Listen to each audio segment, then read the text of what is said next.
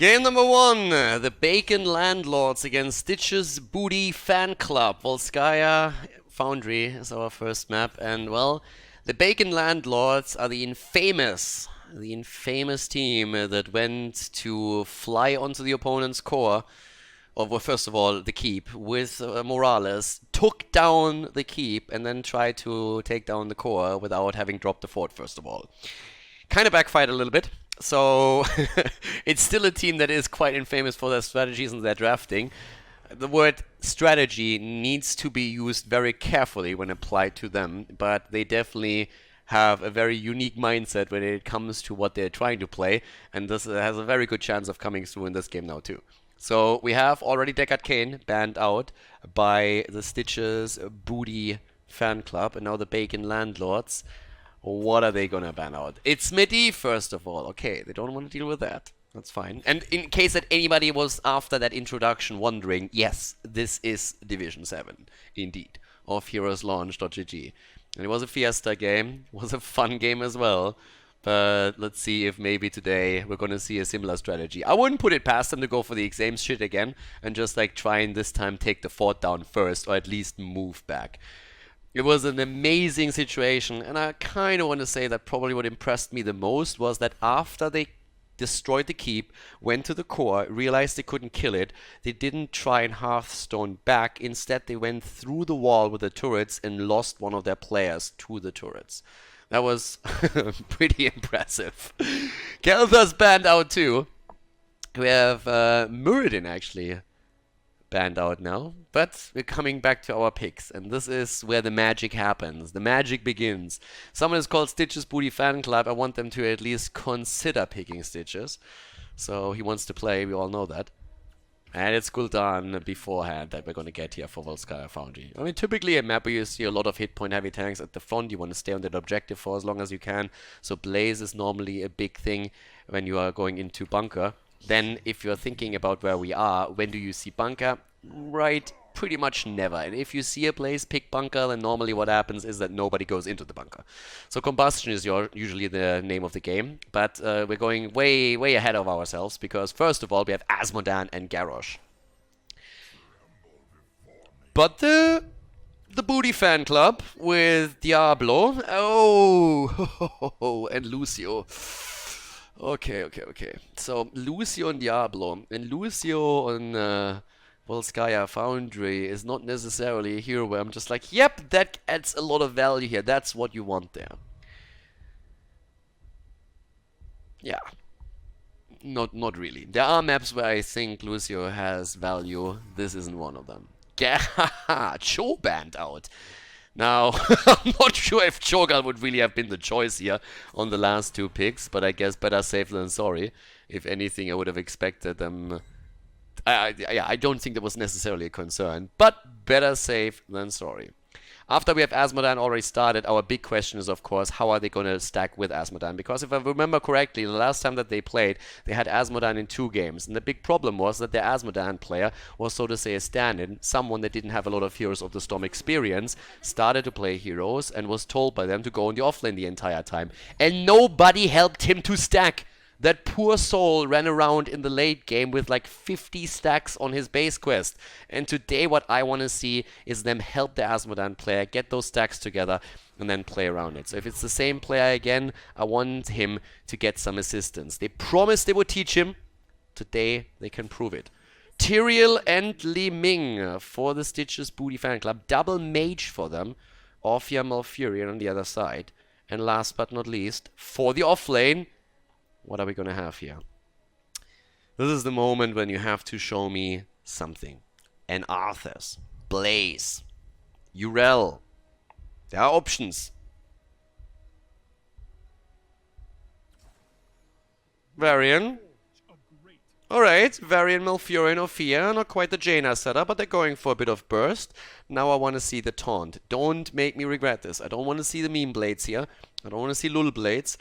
Give me the taunt, and then try Malfurion or Orphea. It's actually advice that I've given to several Division 7 teams now to try and go a bit for a blow-up comp. Let's see if that's going to happen. Game number 1, ladies and gentlemen, in Division 7.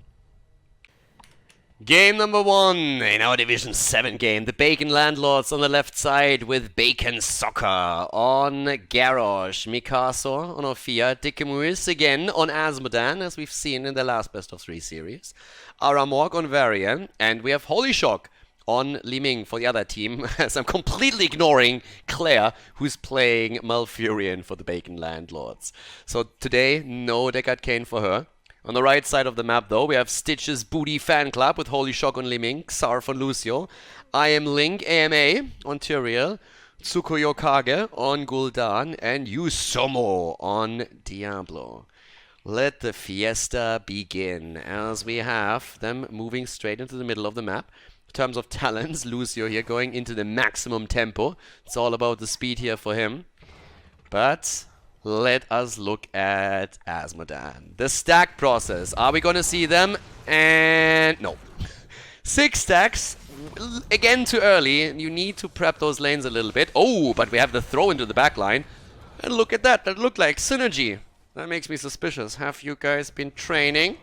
Did you see that? Garrosh with a throw and then immediately the taunt there, so that was something. Up at the top, by the way, the wave bursted down by Ophia and Asmodan, and actually 14 stacks for now, and they rotate together.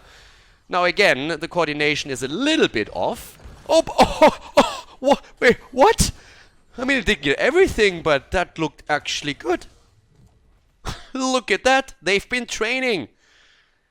Does that count as cheating in Division 7? Does it count as cheating or as training? Okay, I don't know. But Dikemuis is making up for it by just YOLOing on the other side and exposing himself to a quick gank and gets taken down here. But at least he's at 22 stacks 1 minute into the game already. And that's basically as much as the last time that we saw him. He got in 10 minutes, so I'm already impressed. A big flip around up to the top. Diablo gets away. Mikasa actually heading into the fight and nearly getting dropped here. Is barely moving way out of the problem zone up top side. But alright. We're having again Asmodan on the way back. I think he's AFK actually. He's about to get reported. He's actually AFK. Gets pinged and finally moves in. The reports are incoming already. Oh, someone is getting hit by a silence.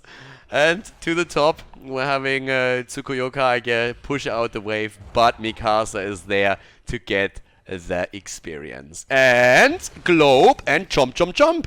Look at that. They are actually practicing this. I'm impressed. I'm impressed.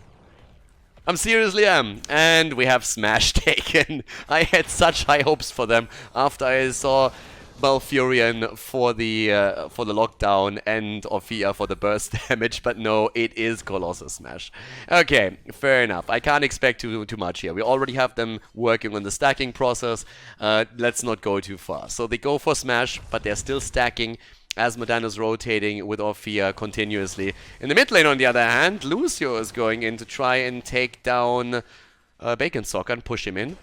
Xarf has to be a bit careful with that, though. If he starts to go behind Garrosh, Garrosh can just simply throw him away. And that might be the end of him right there.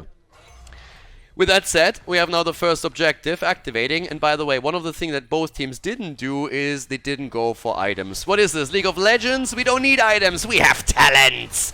And well, you might have talents, but some of you don't have talent. There's the big difference. Diablo is down as he goes in. I'm sorry, that was a bit mean, but I couldn't resist. Diablo is down as they go for it. For the particular fight down here. Items so far not taken. And that's of course something that you normally want to do on this map. But we have now the approach onto Asmodan again, who's already really low here. But the heals are coming through. Claire's running out of mana on the other hand, and that's a problem, especially since Garrosh gets body at the front. They throw in Tyrael. Ooh, the laser and the kill! Dikemuis with a kill. Asmodan finds some value. Everybody is low, but they still have the fountain up, and that's exactly where they're headed right now. Then again, Gul'dan, of course, gets some damage out with his Echoed Corruption, but the blue team re-engaging, stacking for Asmodan. Again, he's sitting at 86, 4 minutes into the game. That's pretty crazy. Now they're going straight for Diablo. The throw! Oh, he just came back and he is dead again. Diablo is down 3 kills against 1. What happened to the Bacon Landlords? These guys are all of a sudden making the plays here. And look at Asmodan, he nearly has 100 stacks. Risking it against Li Ming. A throw, a kill, and Gul'dan is dead. Just like that. 4 kills against 1. The Bacon Landlords all of a sudden starting to make the plays here. This is very different from last time we've seen them in action. And they're going now for the overtime. Still, Ophia isn't there, neither is Asmodan. They're trying to play around that, around the thingy. I forgot what they're called. The throw as Garrosh flips in Tyrael again. Oh, they are so low. There they are. The kills and the resets for Li Ming. She has level 7 now, but she didn't take Calamity. Oh god, no. Dominance taken on 4 and then no Calamity on level 7. Why? Why are you doing this to me, Holy Shock? You want to play Whack-A-Mole. You want to play like Whack-A-Mole, but we don't get it. Oh, sad panda. By the way, it's called conveyor belts, alright? The word slipped my mind for a second. The thingies are called conveyor belts. And the protector is now in the hands of the Stitches Booty fan club, despite the fact that they got pretty much wrecked in the early game here during the entire fight. 4 kills against 1, and then with a simple triple kill after all the Gul'dan poke and Li Ming confirming, securing those shots, they take it regardless. But we still have 128 stacks now, 131 even for Asmodan, so he's really getting there. Chasing this is a little bit hard if you ask me. I mean, yeah, Li Ming is already starting to fire against it. But the fountain at the top is still there. It hasn't been taken down. Instead, they're just trying to take the walls down. They are really trying to die here, aren't they? Yep, and there it is. Down goes Ophia. We still have a few more stacks from Asmodan, and they are going to drop that protector eventually. But a massive leading experience by now for the Stitches Booty fan club, because at the bot lane, Diablo just pushed out the lane. God knows why he's the solo laner, but right now, effectively, he is. Here comes at least Varian to secure some of that experience, and even gets the smash through. But yeah, let's see how that's going to pan out for them. Right now, they are not on level 10 just yet. Oh ho ho. Tikamu's at the top, nearly dying to this lineup. Mikasa is there, and they're still getting the damage in. I mean, they're still stacking. I really feel like in the late game, he can do a lot of work if they play their cards right with that, because finally they have an Asmodan player that will get annihilation stacks. They have on level 7 the bombardment taken. Okay, that damage didn't quite come out the way that they wanted to, but I mean, they're nearly sitting at 170. They're closing in on 200, and that isn't too bad considering.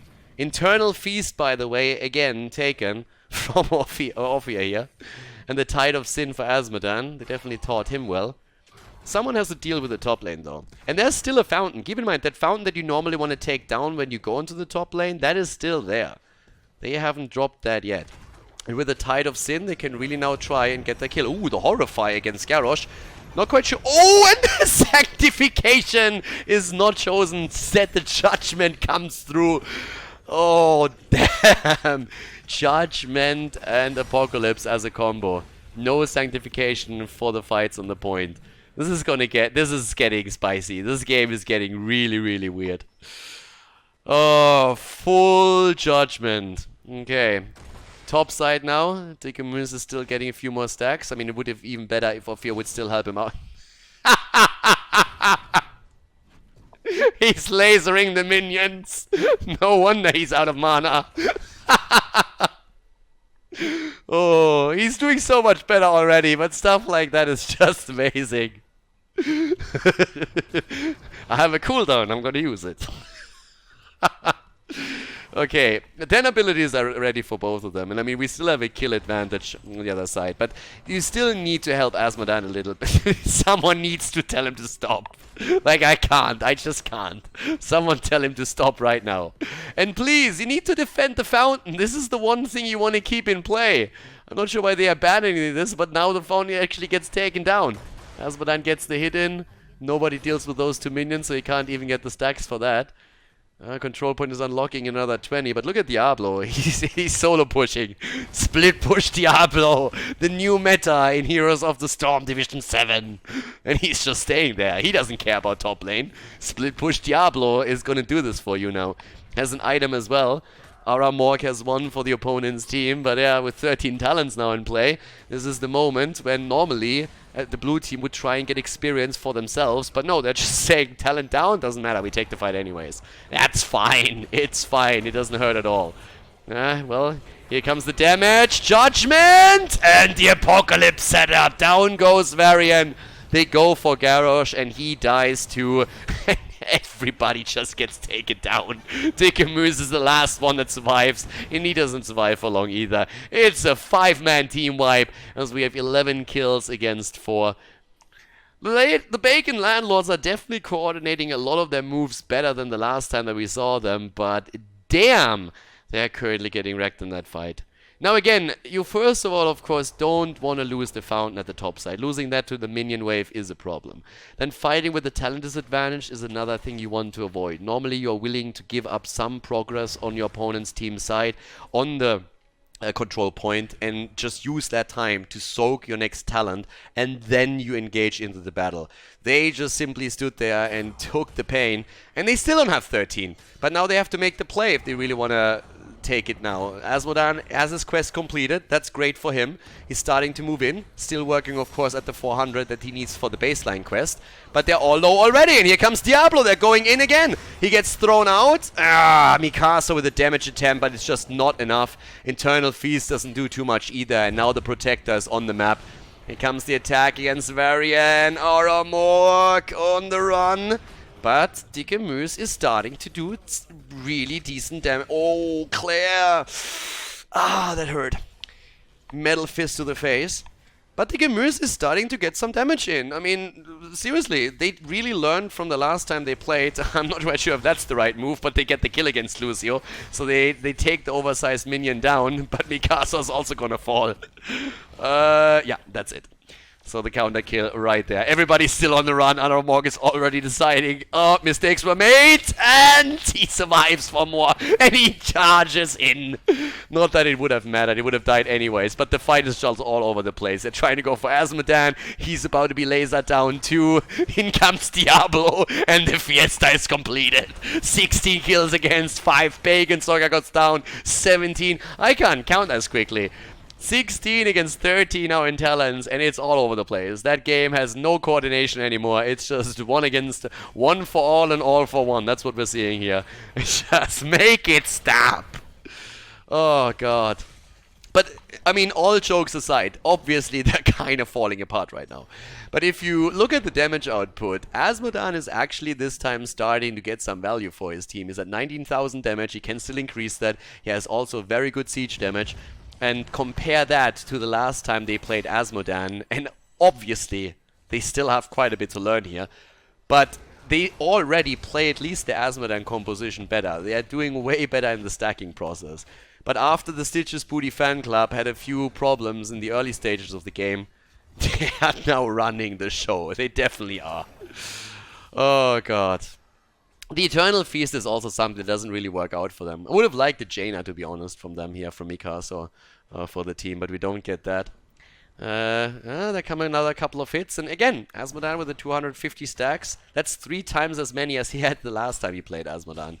Varian is taking on the turret at the bottom of the map, single-handedly. And he's actually dropping it eventually, yeah. But yeah, mid lane. That's where Asmodan is going to look for a few more stacks, a few more hits. Needs to play a bit more around that. And yeah, keep in mind, last time he actually played Zeratul when Asmodan was banned out, and that didn't go too well either. Li Ming at the top lane, bodying Coffin Girl. Coffin Girl is down, and in the middle, still of course, the the poke against the wall that we see from Asmodan. Very similar to what he did on Battlefield of Eternity the last time. Yeah, Bacon Soga's trying to throw someone in, even though the damage started to move topside. You can't kill that alone. You're in a 3 versus 2. This is a fight you don't want to take, dude. The Horrify and the kill. 19 against 5. Down to the bottom of the map. They're starting to focus now on Varian. And Varian gets flipped in. Run! Judgment! No! And he's down too. Okay, they're getting picked off the map. It don't matter where they show themselves. It's brutal. It is brutal. Oh, let me look at the kill count. 6 deaths on Garrosh, 5 on Ophia. It's a fierce battle that they're fighting there. Who hits the double digits first? Asmodan is in the mid lane. He's basically saying, I'm done with this shit. I'm playing PvE now. I'm gonna get my stacks. I have a mini quest, and that's all that I need to do. Doesn't even help with the defense of the bot lane. They have 16 already. He doesn't care. He's just pushing middle. Could actually get a lot of stacks and damage out down at the bottom if you would. Like, look how deep they go! Look how deep they go here! The random healing beacon that they immediately abandon. Just throwing it out. 3 levels ahead. Asmodan is still pushing. He's still right there. They're pinging him back already. I was like, dude, get away there. And he's running to the top. Yeah. Mounts? What are mounts? Look at him, how happy he is. Whee! I'm flying. Whee!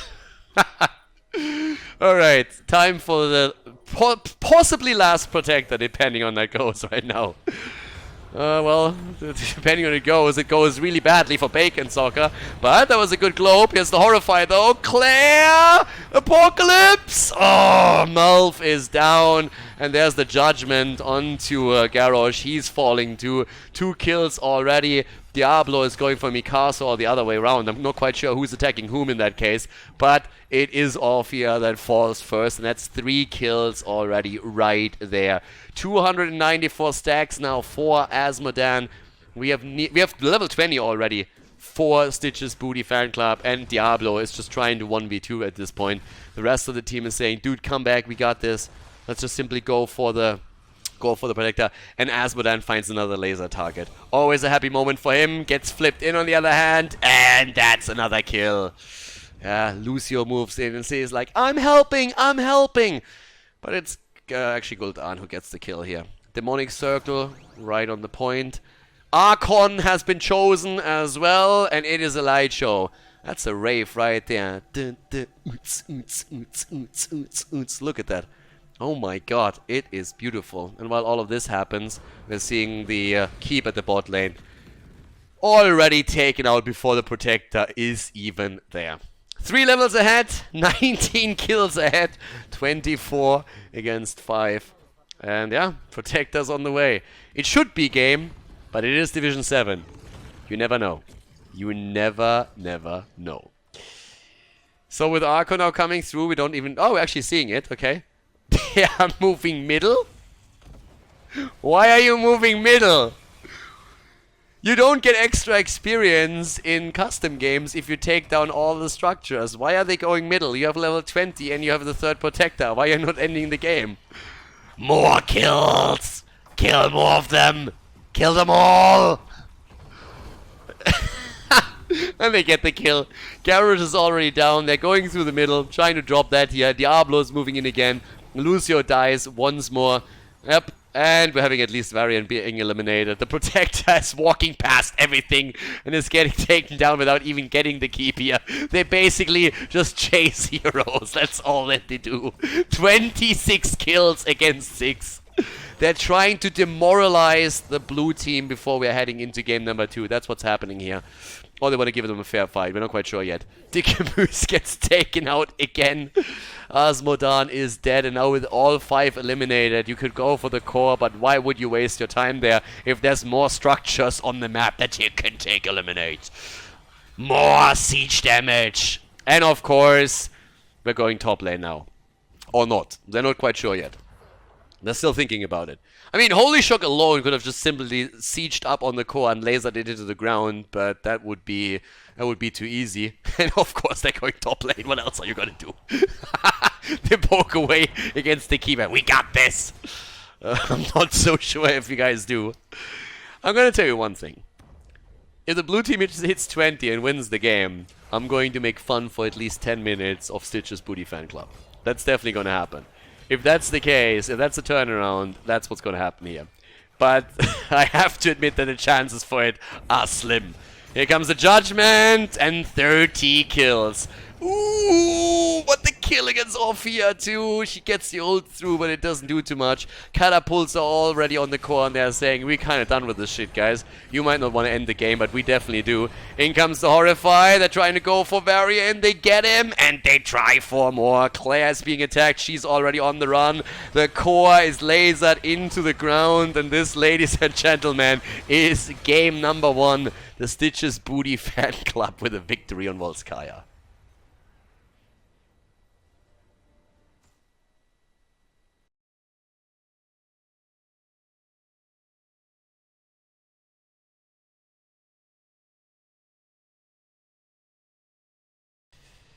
Game number 2. Game number 2. The Stitches Booty Fan Club. Yeah, I mean, they kind of ripped the Bacon Landlords a new one, let's be honest here. That bacon got eaten pretty quickly. So we're heading into Cursed Hollow right now with the lead for our red team.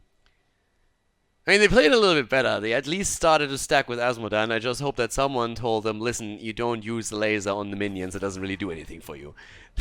The ban against Lucio. Yeah, because that was the problem, Lucio. I think you had other problems in that particular game. One of them being called Li Ming, who didn't even go Calamity, but still was able to get those kills in, and also Gul'dan with the Horrify. But they banned out Lucio, the one hero that they killed multiple times. Okay, fair enough, fair enough. I think they just looked at the team and threw a dice and said like, okay, let's see what we ban. Garrosh, banned on the other hand. Was the only hero that was able to get something there. They can't even predict what they're banning now. I have no idea what's happening here. Okay, what do you do at this point? Ban out Gul'dan or something. Now they ban Diablo. Okay, fair enough, fair enough. Diablo flipped them around. Now we have both of the tanks taken out. I could have totally seen a ban on Gul'dan. It's the map choice of Stitches Booty Fan Club, and that's actually a good choice because it feels from a macro perspective the Bacon Landlords have a thing or two to learn. That's just my personal, it's just a guess here. But since this is a map with 2 bosses and where you can play a lot around macro, it's a thing. Dehaga gets banned. I honestly don't know why, because I feel if you give them a global, they're probably not going to be able to use it much. Claire is done with this shit. She just says like, I'm done. Stop giving me Malfurion. I'm going to carry this now. I'm going to get Deckard Cain, and you guys just follow up on all of my seals, and I'm going to be good. So Claire just locked in Deckard Cain right away. It's just like, yeah, talk to the hand, boys. I'm going to get my healer now. So, the Stitches booties. There's the booty right there. Stitches taken. And Sonya with him. Sonya and Stitches. I predict Leap right away. This is going to be Leap. There's no way that is a meta build. And I assume that we're going to get Gorge too. I still say that this is an ugly skin for Stitches, by the way. That plushy bear skinny thingy is just not good. Originally I thought it was like pretty cool, and then I saw it a couple of times in game and I'm just like, no. Also talking about no ETC, like I'm really sorry Bacon Soccer, but ETC is tricky. I don't trust your ETC. We had some good ETC players today, but that's not the hero I would have recommended here. Johanna might be something that I would like to get, but still. Varian is in again. Maybe with Taunt. The ban on Orphea, that's okay. I would like to see Jaina anyways. You can ban a healer. Questions are simply as how much. Ban Gul'dan or Li Ming. Those 2 heroes gave you so much grief in the last game. Ban one of the damage dealers. I mean, either way, there's still a lot of stuff up here. But those 2 are tricky.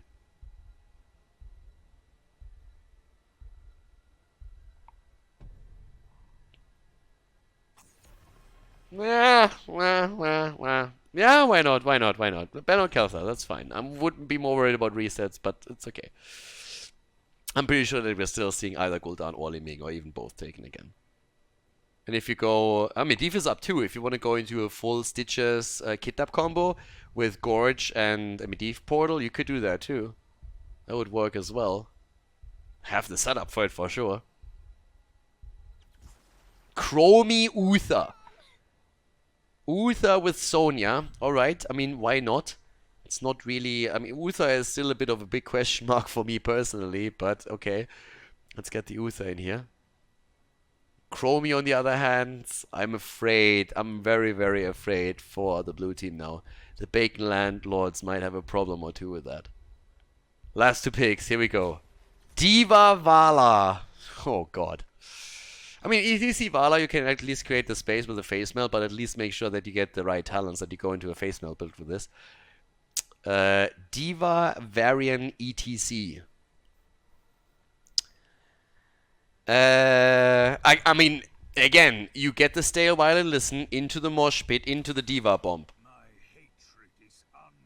Okay, that's where the Divine Shield goes. Chromie alone for the damage in the back, and we have an Illidan as well for the Pseudo Globe. Okay, guys, the Fiesta continues on Cursed Hollow as we are heading into game number 2. Game on, everybody! We are on Cursed Hollow, and yep. To the left, it's the Bacon Landlords again, with Bacon Soccer on Varian. Mikasor, okay, a big switch here, role swap even. The former Orphea player is now playing ETC. Dickamoose on Vala, Aramork on Diva, and Claire on Deckard Kane. Are we gonna see the mosh pit into the Diva bomb? Is that gonna be the case? To the right side, it's the Stitches Booty Fan Club with Holy Shock on Uther. Use Somo on Stitches. I am Link Ask Me Anything on Chromie with a Breath build, and Tsukuyo Kage on Illidan, and Xarf on Sonya. So another switch where we have role swaps all over the place right now, where in this case we actually have the former support now all of a sudden playing on Sonya in this game. Also, Hook is already in. Here comes the damage from Chromie and the first 2 stacks. Illidan also with the unending hatred, and Mikasor is getting pushed, and there's the kill. Chromie with another double hit. Oh my god, that chased away already. Ooh, and there comes the quick hook against Dickamoose, and immediately Chromie with a follow-up. Chromie and Illidan are going to destroy them. Oh, that's going to be rough. That's going to be very, very, very rough. That Illidan, how much stun is there? Please go taunt. Please go taunt on Varian. If you don't go taunt and you only have ETC for a bit of stun, Illidan with a Divine Shield later is just going to destroy you guys. In the middle, Stitches is going to wait for those hooks. And I mean, there is the stun after the hook. The old school setup, sometimes with Uther, was to keep the 2 close and then Uther can still get the stun in. So that can definitely work if you play that well. And we're not having the full focus into the Dragon's Breath. Instead, we're having right now on level 4 the Timely Surprise. Trying to create a little bit more space around that. Yep, there comes it against Bacon Soccer. Big one at that too. 10 stacks already on the Sandblast. And 6 on the Dragon's Breath quest on level 1. Illidan at the bottom of the map takes the mech down. He's a bit low, needs to be careful with this, but still doing fairly well here. Okay, in the middle of the map, level 4 abilities. I'm scared. I'm seriously scared of what Varian's gonna take. Because they need stun. They need hard CC against Illidan, or they just have no chance there. And there's the level 4 abilities for the red team already. Down to the bottom of the map. Okay, Illidan still playing around. Look at that. Still playing it very, very safe here. Stitches is actually one that starts to take over now. And in the middle, Chromie is still firing away.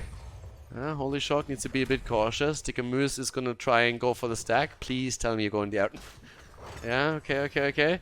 No, no, no, no, no. Why? Why do you do this to me? Twin blades, they are going full meme.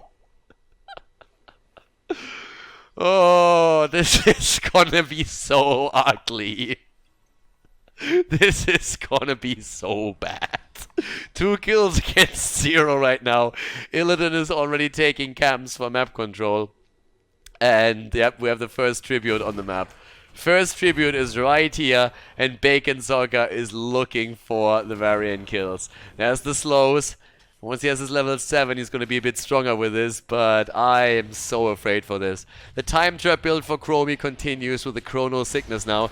And here comes the fight as Varian goes in. Chromie nearly getting locked down here, and Varian is getting the kill. The bomb is also threatening all of a sudden Stitches. Chromie is already down, that's the damage gone. Claire is getting hooked just before she gets that in. And we have the attacks continuing here. And all of a sudden the lockdown from Claire threatens 2 more kills on the side of the red team. The first tribute taken immediately by the Bacon Landlords. Job well done here. Oh god, I'm so afraid of this game. This is just not gonna get good. Stitches finds talents that I've never seen before. Chop Chop taken here as well. So he increased attack speed for Stitches, because as we all know, what you want to have with Stitches is attack speed. He gets the hook in. Ooh, barely. It was actually well done, but not considering that the vault would be in there. Claire currently, together with the Windblade, starting to take a camp here. And Varian just going, rah! I want to see Varian against Illidan in the late game. That's going to be a fun one. At least pick the right level 7 right now if you're already going into that setup. That's the first one that I want. And yep, the second wind. Alright. At least we're having a build that makes a bit of sense. Look at ETC, by the way. He also plays the right build if he wants to create some space for Vala. Vala with... It's like, what? Arsenal on level 7 goes into an arrow build and doesn't pick repeating arrow. Someone really has to link the Camus a couple of builds. Like, that does just make no sense whatsoever. Oh, it's like, something here doesn't look like the other. There's the setup again, they're going in, Illidan is missing, he's not here yet. Lockdown against Sonya, and Sonya goes down. Oh, the triple hit with the Dragon's Breath on the other hand. Illidan going for Vala immediately. Has to retreat for a second, and everybody jumps straight in again. Friend of Foe saves him for now. Which he actually took on 4. Ooh, Vala is so low. Don't stand there. You have a Chromie on the other side. Just don't stand there and channel. Vala and ETC both dead. And now Illidan against Varian. And guess who wins? Windblades for the victory. Oh god, it gets worse. Chromie is a little bit far out if you ask me. But yeah, they go for Varian, and Varian is simply continuing attacking. Nobody's focusing the right target. There we go, there's the damage. And Bacon Soccer, where's the slam? Where now Sonya's just spinning. No, just attack him. Stop shifting targets. You can't shift targets like that if you go against Windblades. There's the kill, finally. Jesus. 6 kills versus 5. Claire gets hit, she nearly dies, but Chromie dies first. Oh, God. Oh, no. It's like, they had Varian low like 4 times, and then they just shifted the target. And the second that Sonya is about to kill her, she starts going into Hurricane and like just spins away from him instead of just killing him. And of course he just darts after her and takes her down. Jesus. Division 7 at his best. I still can't get over the Arsenal level 7 with the arrow build, by the way. Personally, that just hurts me. It hurts me deeply as a former Vala main, when the hero was still usable and viable. That just hurts my soul to see that. Of course, the boss is taken now. I mean, if you have a variant with Windblades already, you might as well, right? The Camus is already helping out with that too. They're gonna win this game. If that continues that way, they're gonna win it. You just wait. Level 10 abilities are there now too. Boss is taken. 2 heroes are missing. Nobody cares. They take an easy boss. Oh, Wrath of the Berserker even taken for Sonya. Okay. Illidan, of course, goes for the hunt. And gets stunned by the boss too. And that's a curse. That's potentially curse. Illidan is defending in the bot lane. Is probably eventually going to make the move up to the top. Yep. So it's going to wait for the hunt. But look at this setup. They're already sitting there. Potions are being thrown out, and that would be a curse. You can't eat that curse. Claire gets interrupted once. Illidan can still go in. Chromie needs to do the damage and starts doing that. But here comes Varian and the bomb and the lockdown by Claire. Stay a while and get wrecked.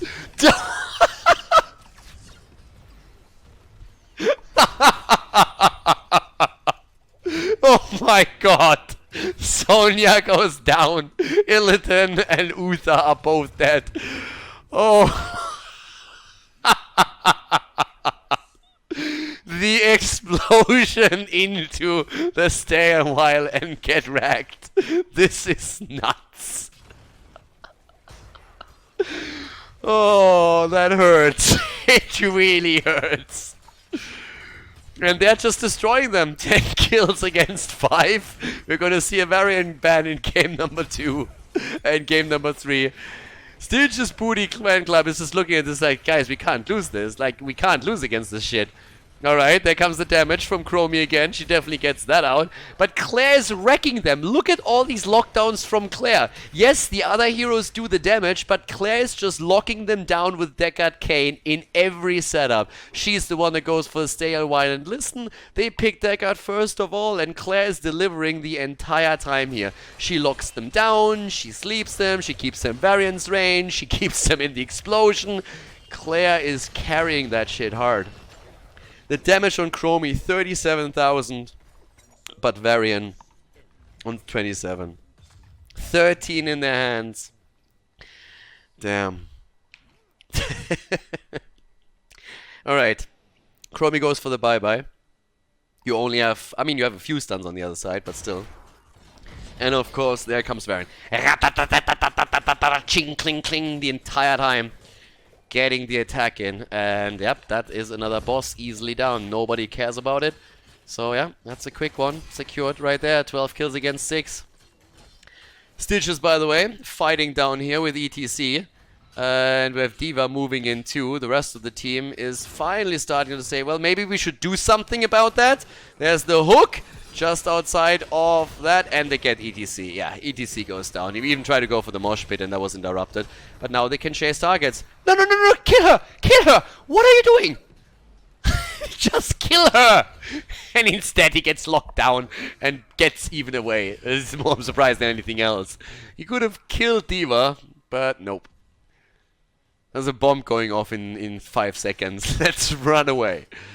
Stitches is the only defender of the top lane. 12 kills against 7. But yeah, with that, there's the stun. Can't dodge that. Nah. The boss is a bit too nimble. Alright, alright, alright, alright. No tributes just yet. No bosses on the map. Time to regroup. Level 13 versus level 13. That's the talents that we see. Uther goes into the spell shield. Why? I don't know. I honestly don't. Like, I really don't know what he wants to do with this. But he goes into the spell shield. Apparently he plans to sit in a couple of bomb explosions. That's the only explanation that I can come up with. Outside of that, we have now with 13, we have at least for the time being Mystical Spear taken and the Sixth Sense. So they're going into a few more camps at the same time. And yeah, Illidan is just like dealing with the camps right now. I personally would really like for them to force maybe a fight while they are on 13 talents before their opponent is level 16. That might be a cool thing. Stitches on 13 now with just their digestive juices. But they kind of want to fight over this before 16 is there. And there's already the trap. D.Va is too fat. She can't get in. She's trying though, but kind of gives the entire game away. And the red team, they're letting this go apparently. They're letting it go. They're saying like, that's too close to level 16. We don't want to take this. We give it up. Alright, alright. They're waiting for Chromie to get a bit more damage. I mean, Chromie has already completed her level, her baseline there. So she gets damage through whenever she gets the hits. Quest for Varian is completed as well, as if he wasn't already a problem. He's definitely in one now. Alright, they go for Uther. Holy shock. Is in a bit of trouble there. 16 any moment, and another boss is on the map. And guess what you do when you have a Varian and a Vala? You go for the next boss. You go for the next boss right away. Yeah, Illidan sees it. Stitches sees it too, and they're going for it. They're trying to steal it. Vala is the hole. Don't rush away. Stay on the point. Okay, Dikimu is about to go down. Vala is dead. Can they kill Varian? That's the question. There's the sleep right there. They go for Varian, and they're about to kill him. Just focus him this time. There's the wash pit and the explosion attempt. No, Stitches is down. Chromie, where have you been? The boss is taken, and everybody dies. Illidan tries to get Claire. He doesn't get it either. Boss tracks him down. They go for Sonya, and she is gonna fall too if they want her. Varian charge in. Yep, there we go. Diva takes the kill. That is 4 down. Chrome the only survivor with a bye-bye moved away. And they're going straight to the next tribute, because why push the keep bot lane when you can go for the objective? That's what matters, the objective. Let's take that. They're still going to get some value out of the bottom of the map. By the way, looking at Vala, Vala is sitting in now 14 minutes into the game on level 17. She's sitting on 9 stacks on her level 4 quest. 9 stacks alone. Oh god. And they're moving into the middle right now. That's another potential kill. Varian. Here comes ETC. Oh, stay a while, listen. But ETC is already dead. The boss is still moving in at the bot lane. Very unlikely to drop the keep here, but at least it gets damage on it. There's another tribute spawning topside, and that could be a curse. But, well, we have ETC still down. Varian, on the other hand, is very much alive. And do they let this one go? No, you can't. That's a curse. I mean, kind of have to fight for that, right? So they're starting to go in. They have to win a fight now. If the Stitches Booty fan club wants to win this game, they have to win one now, because all their lanes are getting pressured. Every single keep that exists on the map for the red team has already taken damage. It's a trap! Yeah, well, the trap only works if you focus on the same target. That didn't do it either. Here comes Varian, though, on the crap. And he's trying to go in. Immediately for Sonya. Nobody fights back. There's damage. There's the spin to win. Stitches there too. ETC isn't here yet. Varian! Varian! Varian! Kill him! Kill him! Kill him! Kill him! No! No! Why didn't you just hunt and kill him? The time trap slows the bomb down, and Sonya thankfully walks into the bomb just as she's outside of it and dies. Sonya committing Sudoku here and goes down. Oh, and now we have a curse. Take the boss and end the game. End this misery. This is the boss you should take. You have the damage output, but I mean, the first keep is down. You can go core 2. It really doesn't matter. First keep is down. Second keep is about to fall. Keep at the top lane is about to drop too. All the keeps are eliminated. And this is, one way or another, this is gonna be game. 20 kills against 9. 52,000 damage by Varian. And yep, Illidan finally hounds something. He goes for Vala. She survives. Claire keeping her alive, but the core is already falling. There's a time loop, not that it matters anymore. And ladies and gentlemen, we have game 3 coming up as the Bacon Landlords win game number 2.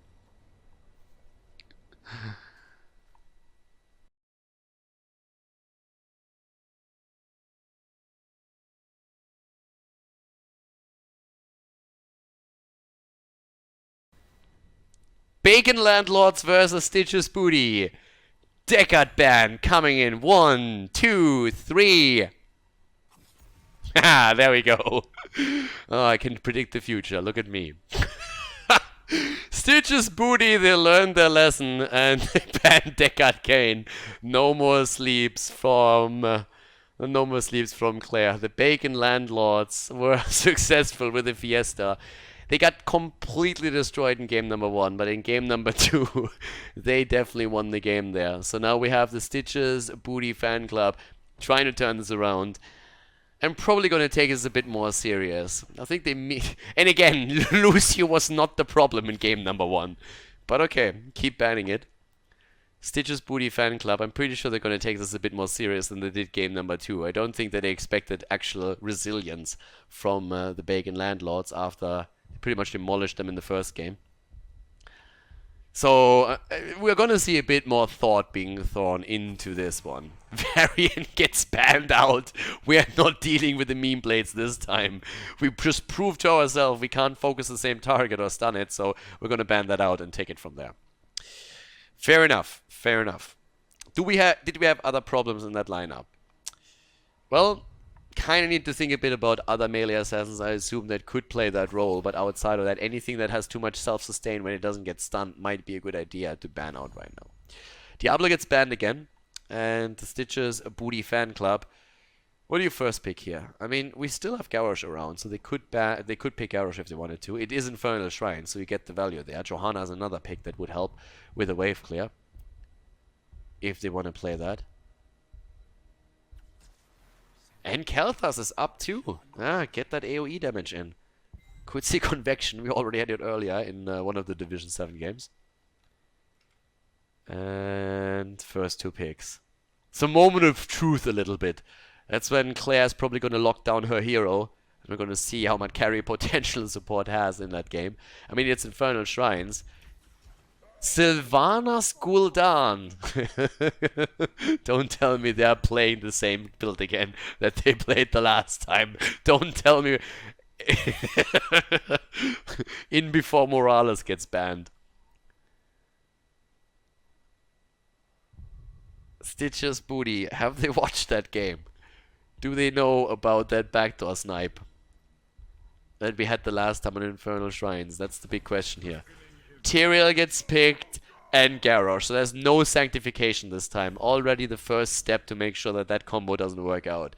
Tyrael for the Shrine. Then again, that could be Judgment again. Keep game number 1 in mind. They play Tyrael with Judgment, so there's actually a chance that we're going to see that. Especially if there's a bit more burst coming behind that. What do you ban out against this though? Can still ban the support. They have to have next support pick. Yep, Alex Straza gets banned immediately. Okay. Is it Morales? Do they ban the Medivac? That's the big question right now.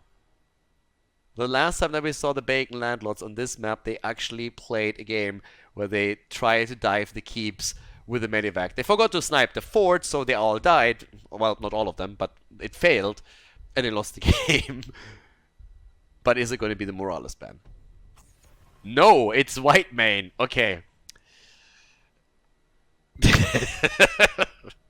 Normally you play that with Falstad, so they could play it with Falstad if they wanted to, but they have Sylvanas Gul'dan already. So at this case, I guess you would probably take Morales, Blaze, and whatever. ETC.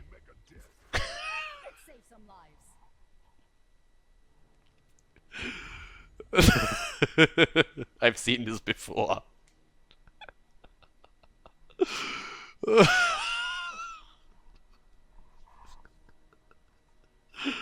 Oh god.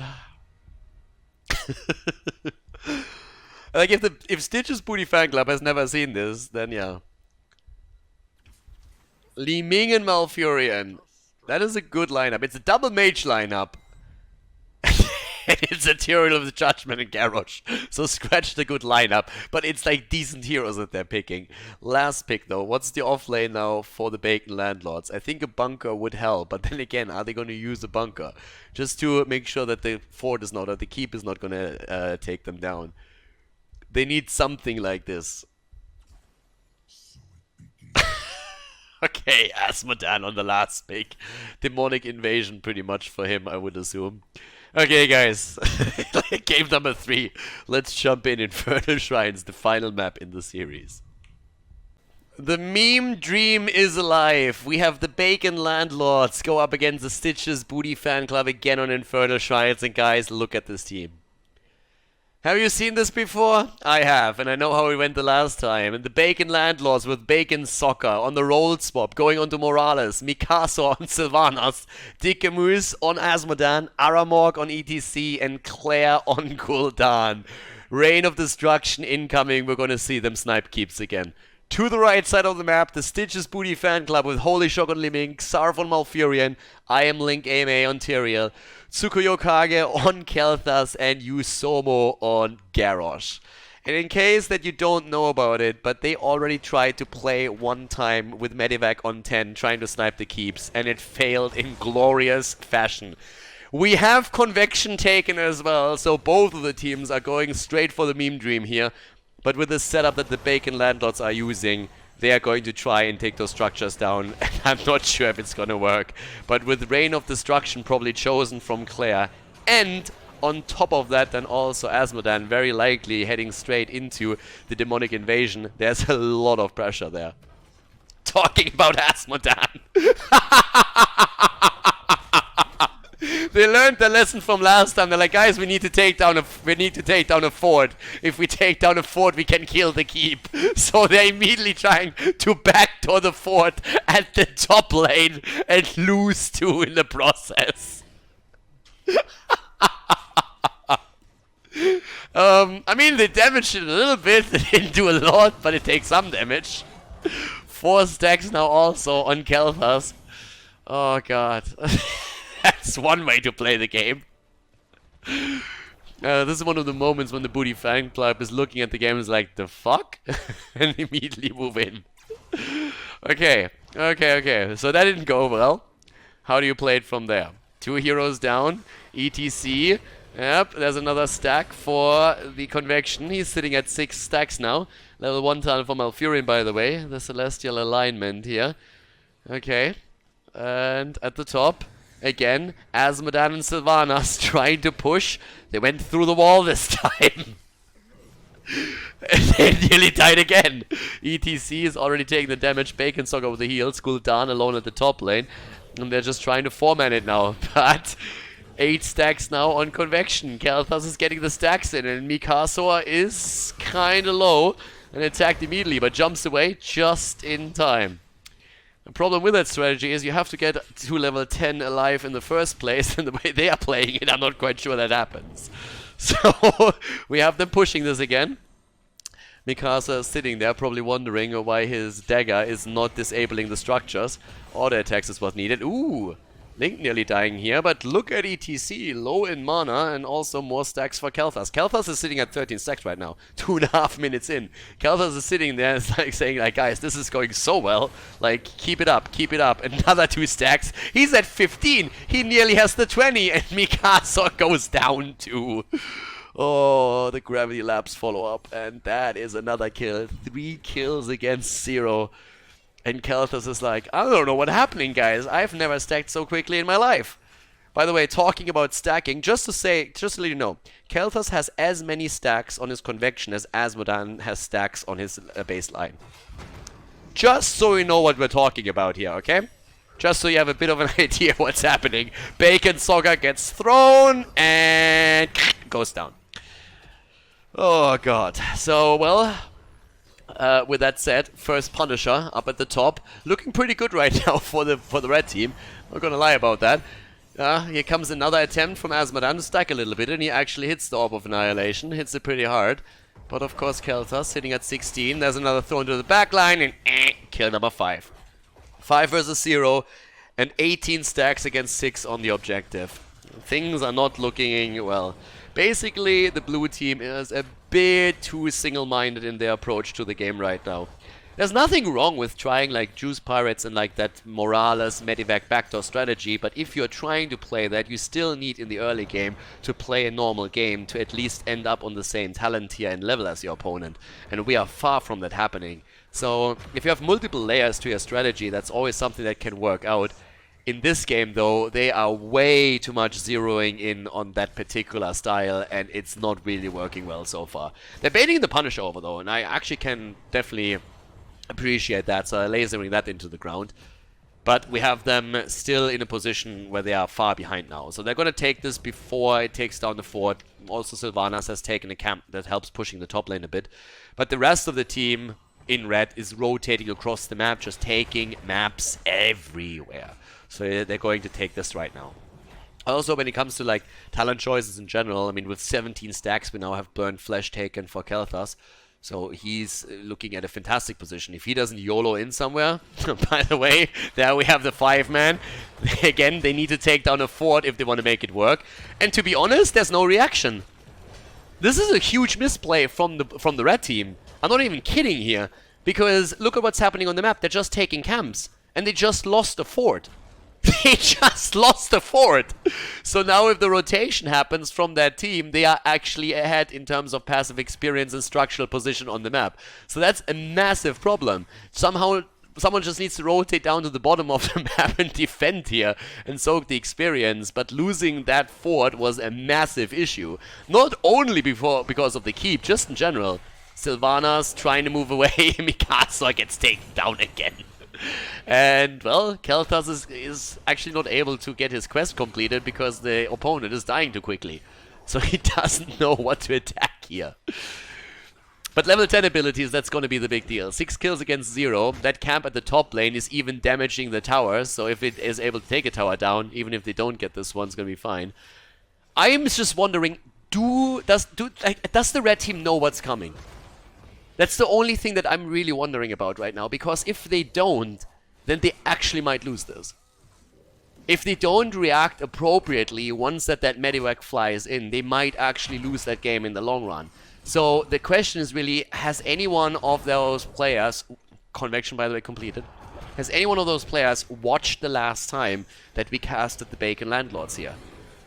Or have they experienced that strategy? Does it make them suspicious that there's only one melee hero? Does the Morales make them suspicious?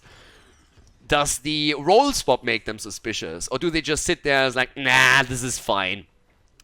So, we're gonna find out soon. But the problem that the Landlords have is level 10 is now ready for the red team, and they are more than a level behind. There's the judgment. As expected, you can't move out too far. If you move out too far, you're gonna get wrecked. Aramok just slides through him. Fair enough. They can't fight for this one now. They can't fight for that. That's the moment when you're trying to just find value somewhere else. Boy, look how much damage that thing does already. If it hits too. They nearly have level 10. They need to group. They're gonna group topside. They're gonna give up the Punisher. They're gonna try and group right now. But Mikasa, judgment, and he's dead. Gets thrown out of the flame strike, but he still dies. Okay, there's the level 10. Bacon Soccer can't die now. They need him. They need him. They need him. Oh god. Okay. Medivac has been chosen. Gul'dan is holding the Reign of Destruction. They have to wait for the heroes, and then they're gonna try and make their play here. I have no idea what that is. Like, I really don't know what's happening here. The second Garrosh steps to the left, he sees that and kills him. But Aramok is just sitting there and is saying like, screw all of this. Okay, level 10 is there. They're getting in position. They're gonna fly in. They're getting ready, but the Punisher is gonna be taken. They are fully focused on that Punisher right now, and they are moving top. Don't show on the wave. Don't show on the wave. You don't want to show. Don't show on the wave. No, don't. What are you doing? Alright, they're not flying in, they're just walking in there. They're showing, they're giving them some time. Is there B back? Yeah, there it is. Asmodan should have gone Demonic Invasion, by the way. And there's the Reign of Destruction. Asmodan with the Demonic Invasion, they could have gotten this easily, but they still might be able to. Demonic Invasion, take the keep, take it down, you have to kill it. Even if you all die, you have to kill it. Kill the keep, just kill the keep. No, that's why you need Morales. Morales! There's 2 catapults moving in. They're all dead. Why did Asmodan not take Demonic Invasion? Oh, with Demonic Invasion it would be so over right now. 2 level lead. Well, over in the sense that the keep would be down. If you go into that build and you're not even trying to stack, why would you go Tide of Sin? It makes no sense. Oh, the bottom keep is taking damage too. But they have the Medivac still up. Medivac is still up. Can go in again. Can try and take it down. Get the keep. Oh god, full Fiesta. That was an easy kill on the... They could have still taken it down if they would have just split and not started to run away. They would have died anyways. You're dying in that moment, but... Again. Yeah, you don't want to fight there. You're 2 levels behind. Here comes the attack. Actually, they might be able to take Garrosh. If someone slides in, they might be able to take Garrosh. Nah. The judgment kill. Sylvanas down. Morales is dead. Oh god. It's brutal. Make it stop. Make it stop.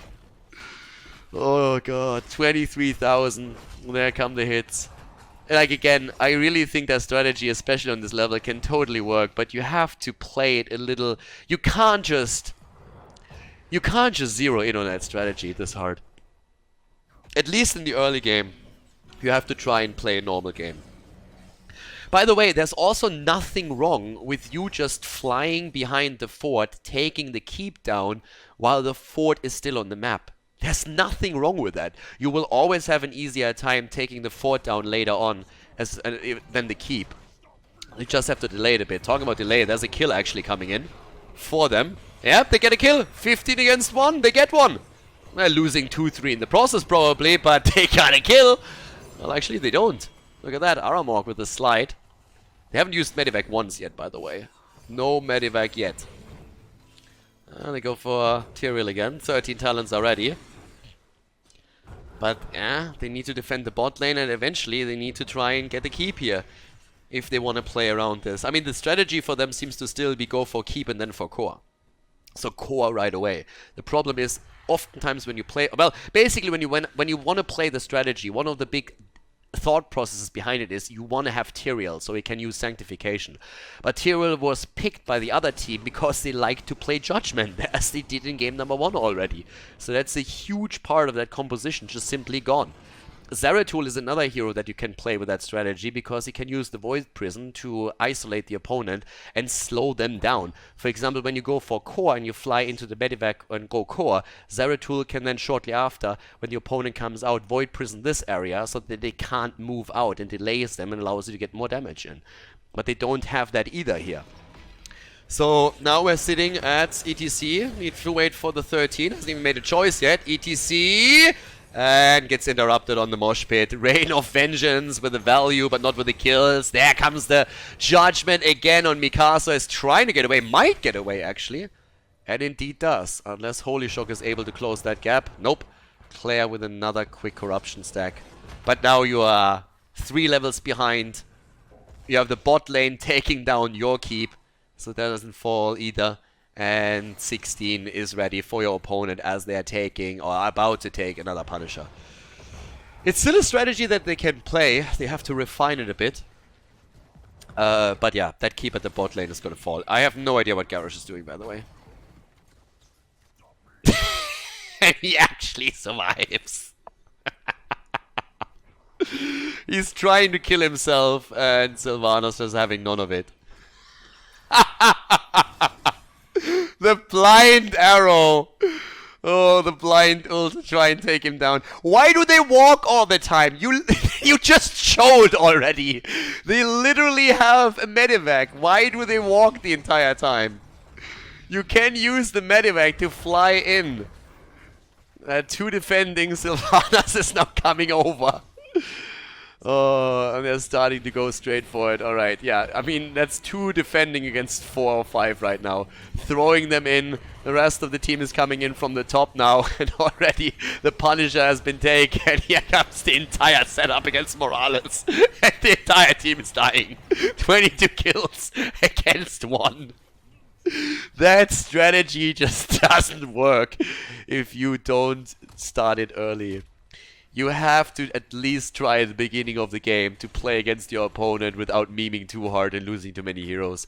Falling behind by 2 levels just as 10 hits is just too much.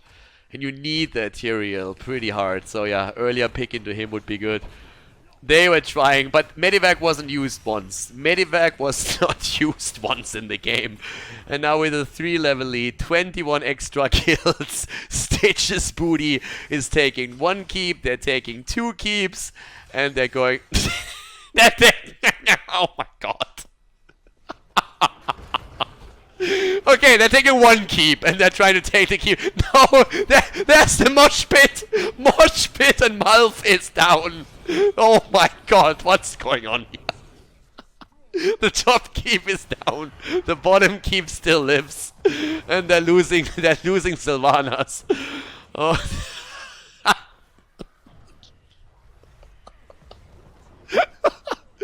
Alright, they can't even end now. Tyrael has finally gone bot lane and said, I'm gonna take it.